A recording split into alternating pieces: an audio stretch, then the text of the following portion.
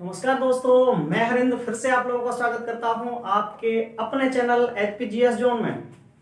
मित्रों, हमने जो सीरीज शुरू की है वो भूगोल की सीरीज है और इस भूगोल की सीरीज की आज जो क्लास है वो 5वीं क्लास है। और 5वीं क्लास में जो टॉपिक हम कवर करने वाले हैं मित्रों, वो है आपका बौने ग्रह और उपग्रह। इससे पहले मैंने आपको पिछली क्लास में ग्रह पढ़ा दिए हैं। अच्छा, एक बात और बता दूं आप लोगों को कि आप में से जिन जिन लोगों ने पिछली क्लासें नहीं देखी हैं वो पिछली क्लासों को देख लीजिएगा और अपने नोट्स बनाते रहें।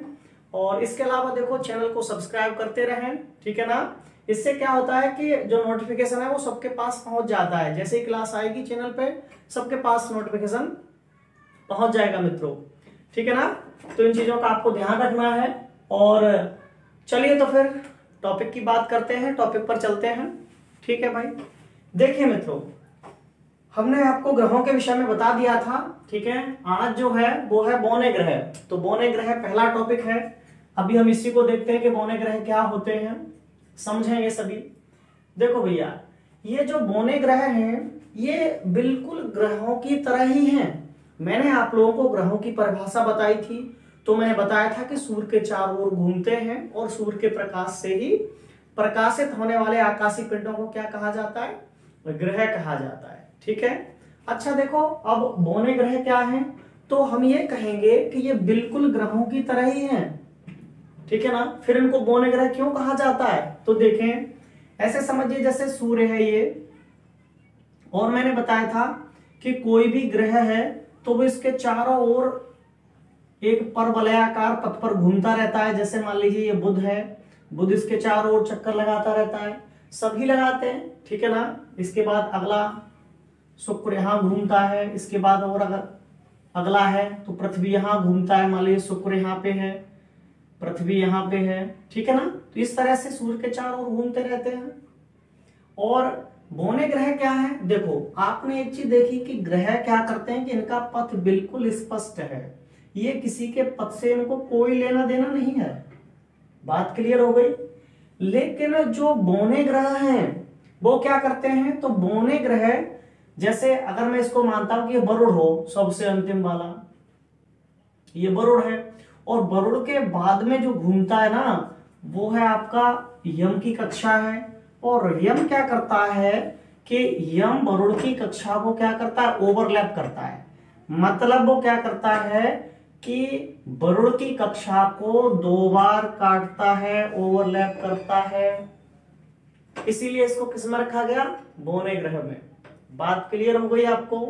फिर से समझिए, मैंने कहा कि वे आकाशीय पिंड जो बिल्कुल ग्रहों की भांति हैं, बिल्कुल ग्रहों की तरह हैं। केवल वो क्या करते हैं कि उनका जो पथ है वो जब सूर्य के चारों ओर घूमते हैं तो किसी दूसरे आकाशीय पिंड की कक्षा को क्या कर देते हैं? प्रभावित कर देते हैं मित्रों। इसलिए इनको क्या कह दिया जाता है? बौने ग्रह कह दिया जाता है। बात क्लियर हो गई। अब देखो, अगर हम बौने ग्रहों की बात करें तो सबसे पहला यम बताया था मैंने आपको, यम या इसको प्लेटो या कुबेर भी कहते हैं। यम, प्लेटो या कुबेर नामों से भी ये जाना जाता है, ठीक है ना। किसकी कक्षा प्रभावित करता है? तो वरुण की कक्षा को प्रभावित करता है ये। तो ये है एक, ठीक है। और ये मैं पिछली कक्षाओं में आपको बता चुका हूं कि कब से इसे बौना ग्रह कह दिया गया है। जिन लड़कों को याद ना हो, पिछली क्लास ना देखी हो, वो भी समझ लो। एक डेट है इसकी, वो है 24 अगस्त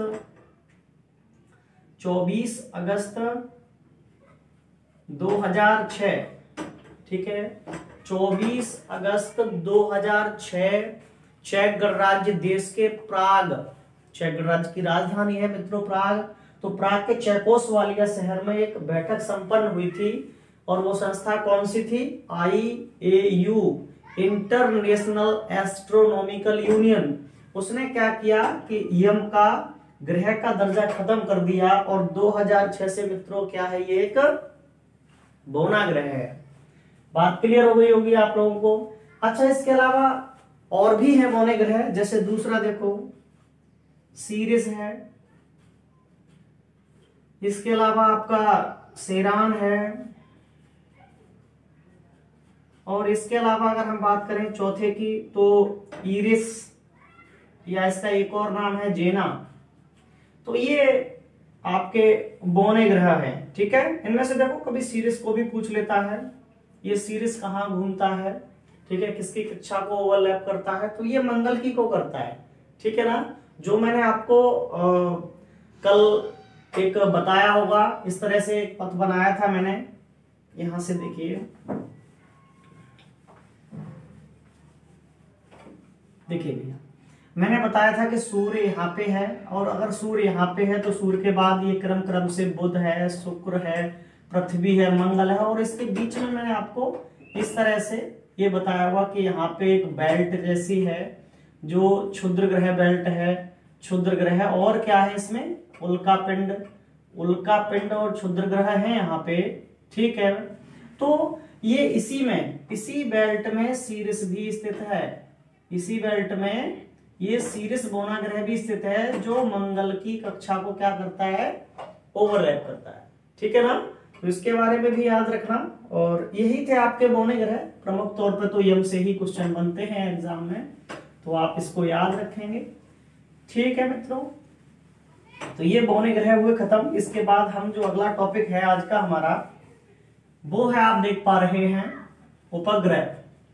अभी उपग्रह क्या होता है तो परिभाषित करते हैं, ध्यान दीजिए, वे आकाशीय पिंड जो अपने ग्रह के साथ साथ सूर्य का चक्कर पूरा करते हैं, उपग्रह कहलाते हैं। वे आकाशीय पिंड जो अपने ग्रह के साथ साथ सूर्य का चक्कर लगाते हैं, क्या कहलाते हैं मित्रों, तो उपग्रह कहलाते हैं।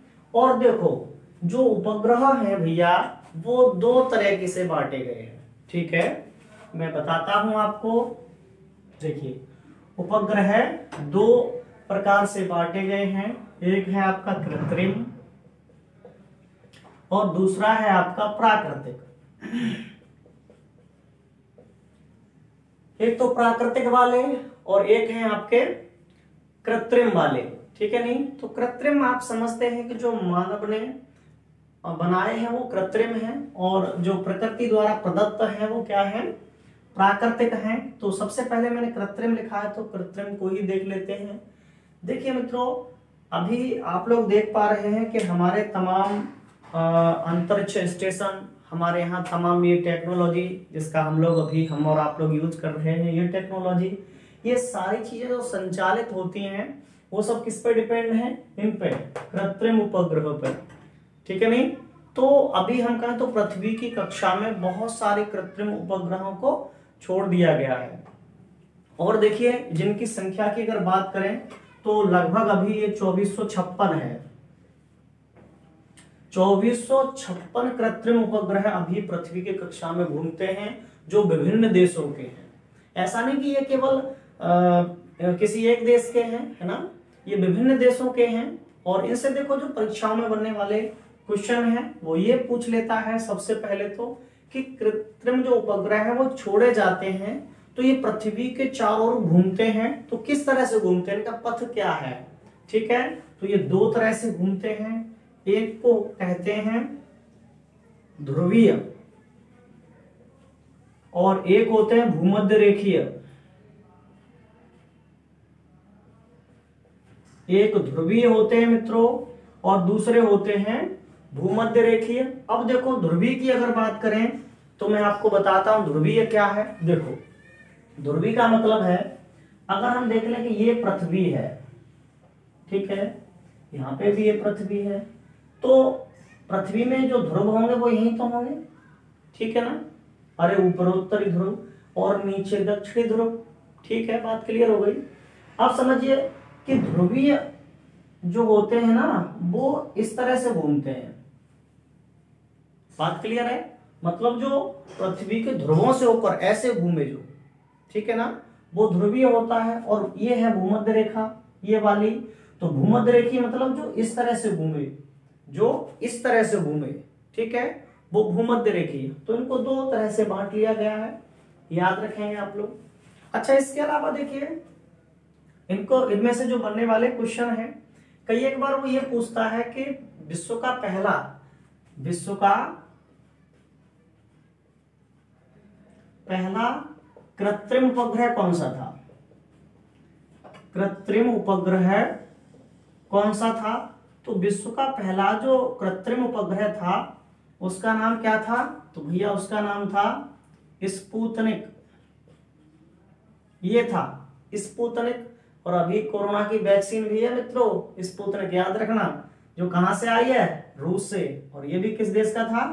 तो मित्रों ये भी था रूस का, जो 1957 में रूस द्वारा भेजा गया था। अच्छा, इसके बाद स्पुतनिक की एक सीरीज प्रारंभ हुई, स्पुतनिक सेकंड, थर्ड, तो इसलिए इसको कह देते हैं स्पुतनिक प्रथम, स्पुतनिक फर्स्ट। सभी को बात क्लियर हो गई? यहां तक विश्व का पहला जो कृत्रिम उपग्रह है वो है स्पुतनिक प्रथम, जो 1957 ईस्वी में रूस द्वारा छोड़ा गया था। बात क्लियर है? अगला देखिए मित्रों, इसके बाद अगर हम दूसरी बात करते हैं तो फिर वो पूछता है, भारत का पूछ लेता है इससे। तो भारत का भी देख लो, तो हम कहेंगे भारत का प्रथम कृत्रिम उपग्रह,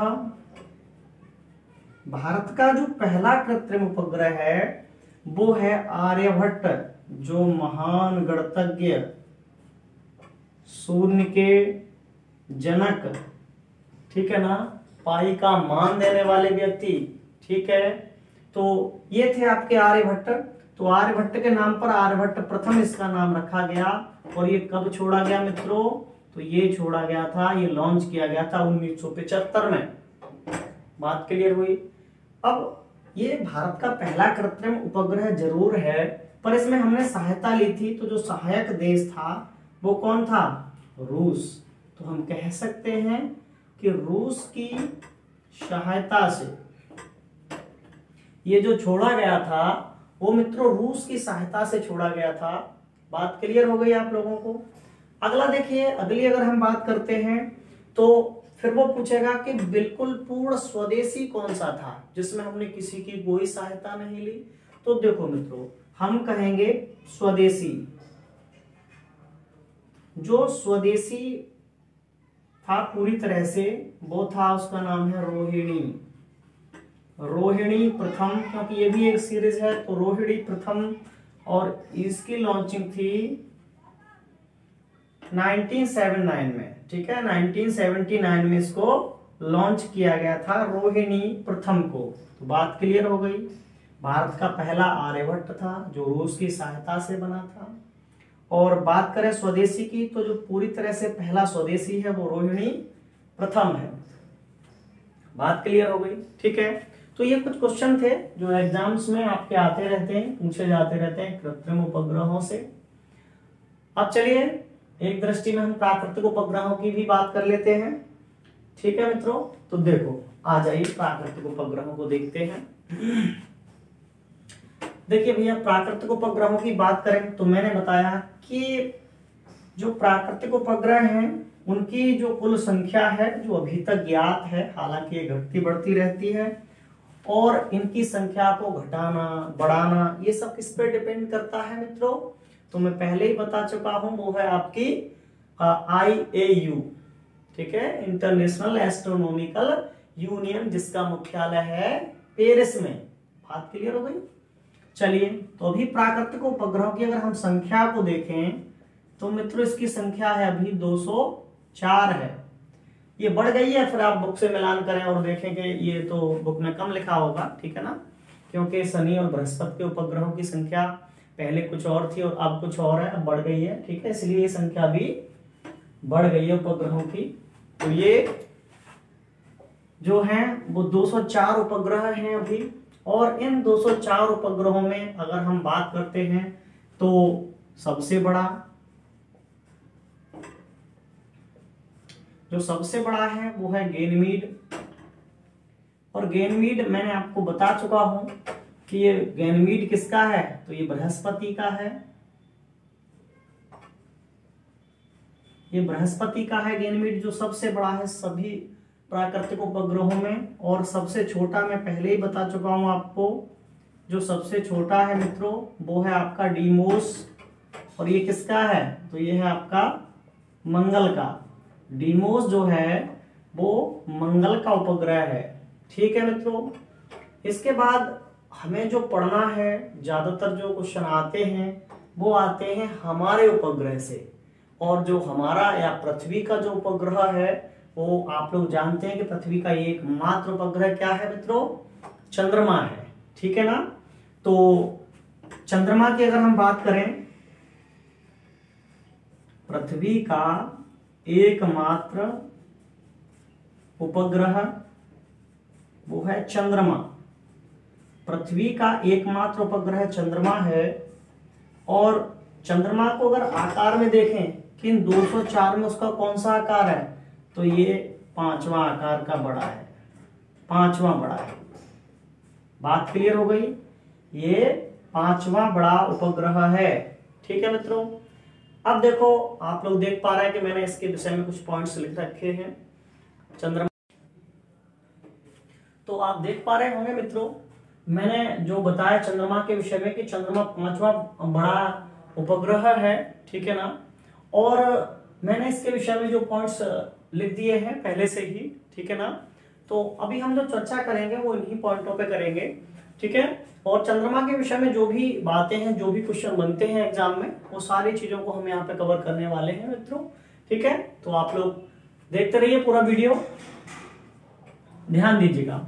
सबसे पहले पृथ्वी का एकमात्र उपग्रह चंद्रमा, और इस चंद्रमा के अध्ययन को क्या कहते हैं, तो चंद्रमा के अध्ययन को कहा जाता है भैया सेलेनोलॉजी। इसके अध्ययन को क्या कहा जाता है मित्रों, तो चंद्रमा के अध्ययन को कहा जाता है सेलेनोलॉजी। ठीक है मित्रों। अगला देखिए, अगर हम बात करते हैं कभी चंद्रमा बनने की, है ना, हम बात करें कभी कि चंद्रमा की उत्पत्ति कैसे है, कैसे बना था, तो देखो इसको एक उपनाम दिया गया है। तो इसका उपनाम है जीवाश्म ग्रह। क्या कह दिया जाता है, कई बार एग्जाम में बना हुआ क्वेश्चन है मित्रों कि जीवाश्म ग्रह क्या है, तो चंद्रमा है।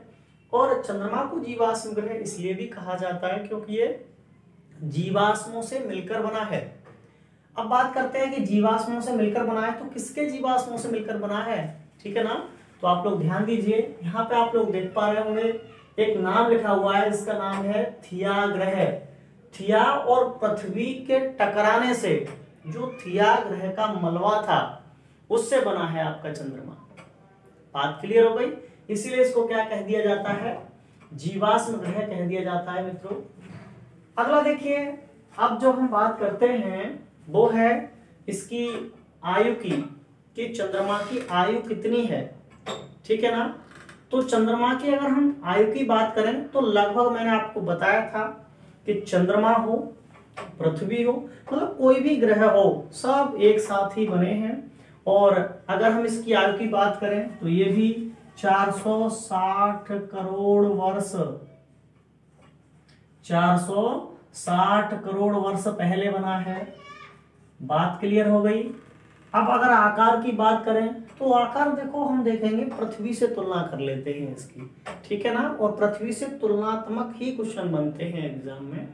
तो आकार की बात करें तो ये पृथ्वी का कितना है, तो ये है पृथ्वी का 1/4 या तो आप 1/4 मिल जाएगा आपको ऑप्शन, या फिर इसको कहेंगे 27%। कितना है ये, 27%। तो लगभग ये 27% है, या फिर 1/4। बात क्लियर हो गई। दूसरा देखिए, अगर हम बात करते हैं इसके द्रव्यमान की, तो ये भी हम पृथ्वी से ही तुलना करेंगे। तो हम कहेंगे कि कितना है इसका द्रव्यमान, तो वो है पृथ्वी का 1/8। ये पृथ्वी के द्रव्यमान के 1/8 के बराबर है मित्रों। ठीक है। अगला देखिए, अगर हम बात गुरुत्वाकर्षण की कर लेते हैं कि इसका जो गुरुत्वाकर्षण है वो कितना है, तो यहां भी तुलना पृथ्वी से ही करनी है। मतलब हम ये कह सकते हैं कि ये पृथ्वी का, इसका जो गुरुत्वाकर्षण है वो पृथ्वी का 1/6 है। गुरुत्वाकर्षण मित्रों 1/6, ठीक है नहीं, और द्रव्यमान कितना है, तो 1/8 है।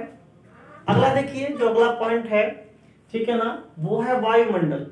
और आप लोग जानते हैं कि अगर हम वायुमंडल की बात करते हैं तो चंद्रमा का जो वायुमंडल है, ठीक है नहीं, तो या तो हम कहेंगे अति सूक्ष्म कह सकते हैं, या ये कहेंगे कि अभाव है यहाँ वायुमंडल का।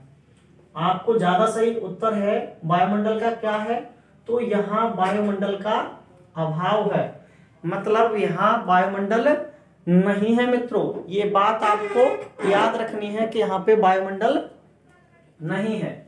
ठीक है मित्रों, अगला देखिए, अगला क्वेश्चन दृश्य भाग। इसका जो दृश्य भाग है, देखो दृश्य भाग से मतलब है कि जैसे हम यहाँ से देखें तो सामने जो भाग हमको दिखाई दे रहा है उस भाग को हम दृश्य भाग कहेंगे, ठीक है ना।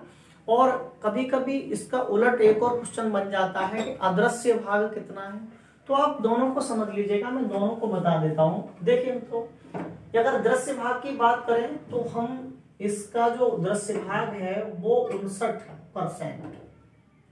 अगर ये 100 है तो उसमें से हम केवल 59% ही इसको देख सकते हैं, देख पाते हैं। ठीक है, अब एक बात बताओ लड़कों, अदृश्य अगर भाग पूछा जाए कि अदृश्य भाग कितना है इसका, अदृश्य भाग कितना है, अरे भाई जो 100 में से बचेगा तो अदृश्य भाग है इसका 41%। मतलब ये जो अदृश्य भाग है इसको हम लोग नहीं देख पाते हैं। और जो अदृश्य भाग है इससे कभी ध्रुव पूछा जाए कि ये चंद्रमा का कौन सा ध्रुव है जो हमको दिखाई नहीं देता, तो हम मित्रों उत्तरी ध्रुव को देख पाते हैं जो दृश्य भाग है। और ये है आपका दक्षिणी ध्रुव। ये कौन सा है, ये चंद्रमा का दक्षिणी ध्रुव है जो अदृश्य भाग है और जिसे हम लोग नहीं देख पाते। ठीक है, अगला देखिए, अगली अगर बात करें तो लिखा है कि परिक्रमण और परिभ्रमण। अगर हम परिक्रमण और परिभ्रमण की बात करें तो आप लोग जानते हैं कि चंद्रमा का जो परिक्रमण है, चंद्रमा का जो परिक्रमण है और परिभ्रमण कैसा है, बराबर है मित्रों। इसके परिक्रमण और परिभ्रमण बराबर है दोनों। ठीक है, तो वो कितना है, तो वो है आपका 27 दिन 7 घंटे और 43 मिनट। ये परिक्रमण और परिभ्रमण दोनों ही बराबर है मित्रों इसके। वो कितना है, तो 27 दिन 7 घंटे 43 मिनट। अब देखो बात करते हैं पृथ्वी से दूरी की, कि चंद्रमा और पृथ्वी के मध्य दूरी कितनी है। तो चंद्रमा और पृथ्वी के मध्य औसतन की बात करेंगे तो जो औसतन दूरी है वो है मित्रों 3,84,000 किलोमीटर। 3,84,000 किलोमीटर देख पा रहे होंगे आप लोग। ये दूरी है पृथ्वी से चंद्रमा की। ठीक है, और ये मैंने बताया औसतन है। इसका मतलब क्या है कि इससे कुछ कम भी होती होगी और इससे ज्यादा भी होती होगी। जब हम आगे उपभू अपभू पढ़ेंगे तब उनको और ज्यादा देख लेंगे। ठीक है, अगला देखिए, अगर हम शांत सागरों की संख्या की बात करें, देखो सीधा सीधा क्वेश्चन बनता है एग्जाम में कि शांत सागर कहाँ पाए जाते हैं। ठीक है ना, शांत सागर कहाँ पाए जाते हैं, तो सीधा सा उत्तर है कि चंद्रमा पर पाए जाते हैं शांत सागर। ठीक है मित्रों, लेकिन कभी संख्या भी पूछ लेता है कि शांत सागरों की संख्या कितनी है, तो शांत सागरों की जो संख्या है वो है भैया 5। मतलब चंद्रमा पर जो शांत सागर है उनकी संख्या कितनी है, तो 5 शांत सागर हैं। और कभी आपसे इसका ध्रुव पूछ ले कि किस ध्रुव पर हैं, तो याद रखना ये दक्षिणी ध्रुव पर पाए जाते हैं चंद्रमा के शांत सागर। इतनी बातें आप लोगों को समझ में आ गई होंगी। ठीक है मित्रों, अगला देखिए, सबसे ऊंची चोटी। मतलब आपको बताना है कि चंद्रमा का जो उच्चतम शिखर है, चंद्रमा की जो सबसे ऊंची चोटी है वो क्या है, तो मित्रों चंद्रमा की ऊंची चोटी का नाम है लीबनिट्ज। लीबनिट्ज ये चंद्रमा की सबसे ऊंची चोटी है, जिसकी अगर हम ऊंचाई की बात करें तो 10,668 मीटर ऊंची है ये। मतलब हमारी एवरेस्ट से भी ज्यादा ऊंची है ये, 10,668 मीटर। या कभी कभी एग्जाम में आ जाता है कि 35,000 फीट, तो 35,000 फीट भी इसकी जगह आ जाता है ऑप्शन में, याद रखना है आपको। ठीक है, एक और बात, ये है कहाँ, तो देखो मित्रों ये है आपकी दक्षिणी ध्रुव पे। ये भी कहाँ है, तो ये भी दक्षिणी ध्रुव पर है, मतलब उत्तरी ध्रुव की तरफ तो ये भी नहीं है। इतनी बात क्लियर हुई। अगला देखिए, अगला लिखा हुआ है मित्रों की मिट्टी। तो मैं इसको यहां से हटा देता हूं, नोट कर लिया होगा आप लोगों ने, ठीक है। तो मिट्टी की अगर बात करते हैं कि यहाँ जो मिट्टी है, मिट्टी कैसी है यहाँ पे, ठीक है ना। तो यहाँ जो मिट्टी है, इसकी मिट्टी का रंग आपको कई बार पूछ लेता है, तो वो है आपका कोकोला रंग की यहाँ पे मिट्टी है। और कोकोला मिट्टी में जो तत्व पाया जाता है वो है टाइटेनियम। टाइटेनियम की अधिकता के कारण मित्रों यहाँ की मिट्टी कैसी है, तो वो है कोकोला। और याद रखना, कभी पूछ लेता है कि चंद्रमा की मिट्टी में किस तत्व की अधिकता है, तो वो कौन सा है, टाइटेनियम। टाइटेनियम की अधिकता के कारण ही मिट्टी का रंग कोकोला है। अगला देखें, एक और पॉइंट लिखा है कि प्रकाश आने में लगा समय। तो प्रकाश में पृथ्वी तक प्रकाश आने में लगा समय है, ठीक है ना। मतलब हम ये कहेंगे कि चंद्रमा का जो प्रकाश है, जिसको क्या कह दिया जाता है, अरे बहुत सुने होंगे गाना, चांद की चांदनी। तो चांदनी, चंद्रमा के प्रकाश को क्या कहते हैं मित्रों, तो चंद्रमा का प्रकाश है चांदनी।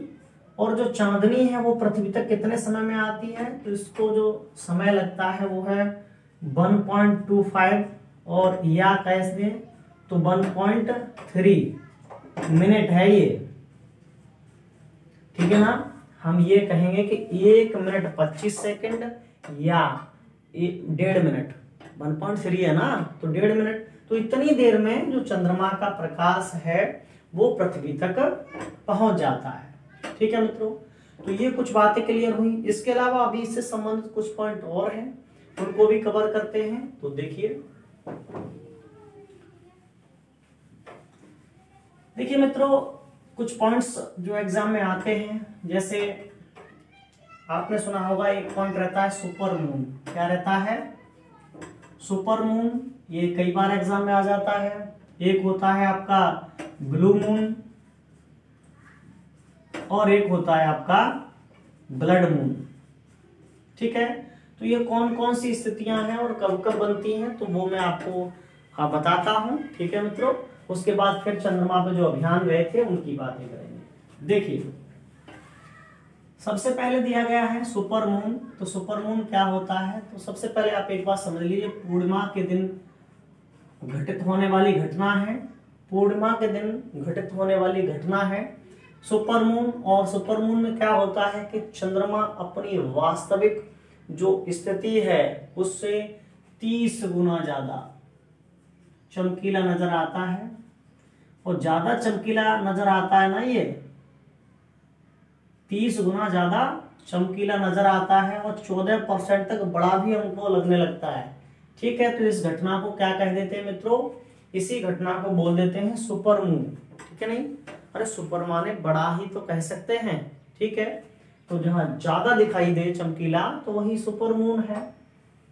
अगला देखिए, एक और है ब्लू मून वाली घटना। ये पूछ लेता है कब होती है, तो हम इसको कहेंगे कि एक माह में जब 2 पूर्णिमाएं आ जाएं, एक माह में 2 पूर्णिमाएं आ जाएं, तो जो दूसरी पूर्णिमा है, एक माह में 2 पूर्णिमाएं हों, तो दूसरी पूर्णिमा को, तो जो दूसरी पूर्णिमा होगी, दूसरी पूर्णिमा को क्या कहेंगे मित्रों, दूसरी पूर्णिमा को कहते हैं ब्लू मून, ठीक है। नहीं, क्योंकि पहले की अपेक्षा जो दूसरी पूर्णिमा है उसकी चमक कुछ कम हो जाती है, ठीक है। अच्छा देखो, कुछ लोग इसमें बड़े डाउट में होंगे कि एक माह में 2 पूर्णिमाएं कैसे आ जाएंगी। उसका कारण बता देते हैं आपको। हम लोग जिस कैलेंडर को हम 2 कैलेंडर पढ़ते हैं, अरे भाई, एक तो हम पढ़ते हैं ग्रेगोरियन, जो जनवरी फरवरी मार्च अप्रैल, ठीक है। और एक है हमारा ये शक संवत, ठीक है ना। तो शक संवत में ये जो आप मास पढ़ते हैं, हिंदी मास जो होते हैं, उनमें प्रत्येक महीने में 29 या 30 दिन होते हैं। और ग्रेगोरियन में कितने होते हैं, तो उसमें 30 या 31 होते हैं, ठीक है। नहीं, तो इस तरह से हो जाता है। ऐसे मान लो कि कभी 1 जनवरी को, अभी 2018 में घटना घटित हुई थी कि 2018 में हुआ था, 2 जनवरी को पूर्णिमा पड़ गई, और फिर उसके बाद 31 जनवरी को पूर्णिमा पड़ गई। तो एक ही जनवरी मास में 2 पूर्णिमाएं पड़ रही हैं। अरे ये पूर्णिमा, अमावस्या, ये जो है वो शक संवत के हिसाब से होती हैं, ठीक है ना। और ये जो हम देख पा रहे हैं ये ग्रेगोरियन कैलेंडर होता है, ठीक है। तो जब ये एक माह में, जैसे जनवरी में 2 तारीख को पूर्णिमा थी और फिर 31 जनवरी को पूर्णिमा हो गई, तो इसमें जो 31 जनवरी वाली पूर्णिमा है वो क्या कहलाएगी आपका, वो कहलाएगी आपका ब्लू मून। बात क्लियर हो गई। मैं थोड़ा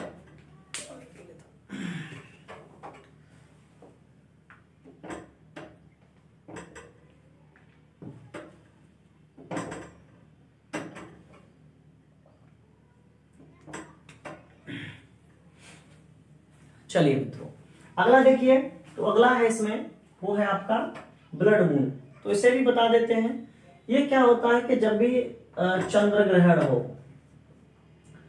होती ये भी पूर्णिमा ही है, लेकिन चंद्र ग्रहण जब होता है और वो भी कैसा, पूर्ण, जब पूर्ण चंद्र ग्रहण होगा, ठीक है। और पूर्ण चंद्र ग्रहण में क्या होगा कि पूर्ण चंद्र ग्रहण में बिल्कुल पूरी तरह से जो है ये चंद्रमा हमको लाल नजर आता है। तो पूर्ण चंद्र ग्रहण में जो स्थिति बनती है इसकी, वो कैसी बनती है, ब्लड मून वाली बनती है। या फिर हम ये कहेंगे कि लगातार ही 4 पूर्ण चंद्र ग्रहण हो तो वो स्थिति क्या कहलाएगी, आपकी ब्लड मून कहलाती है, ठीक है। तो आपको ये क्लियर हो गया होगा। एक और कुछ क्वेश्चन और बनते हैं इससे चंद्रमा से, उनको भी देख लीजिए, तो वो भी यहीं पे स्पष्ट कर देते हैं आपको। और देखो, वो है आपका अभियान, पूछता है कि सबसे पहले चंद्रमा पर कौन गया था, ठीक है। तो मैं आपको बता देता हूं कि 3 व्यक्ति जो अमेरिका के थे, 3 व्यक्ति, उनमें पहला था नील आर्मस्ट्रांग, दूसरा था एडविन